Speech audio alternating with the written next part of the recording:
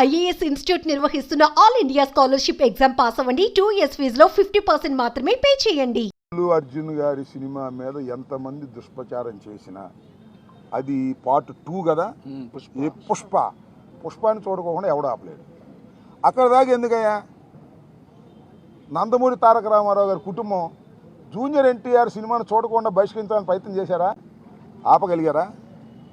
అట్లాగే ఇప్పుడు ఆయన పేరు అల్లు అర్జున్ గారి సినిమాని ఆపాలని ప్రయత్నం చేస్తే ప్రజలు చూడరు. బాగున్న సినిమా ఏదైనా చూస్తారు. అరే రాజ్బాబు హీరోగా యాక్ట్ చేసిన సినిమా బ్రహ్మాండంగా చూసామా మేము?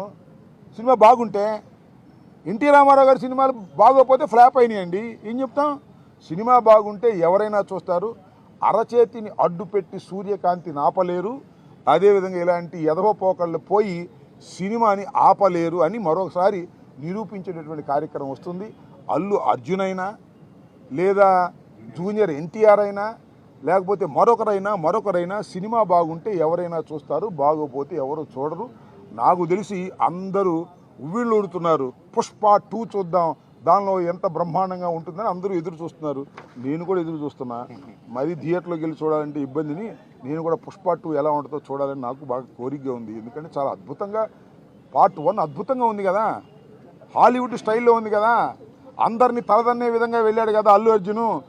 అందువల్ల బాగా జలసిగా ఉంది కొంతమందికి. మీ జలసి వల్ల మీ కడుపులు పుచ్చిపోతాయి, గుర్తుపెట్టుకోండి.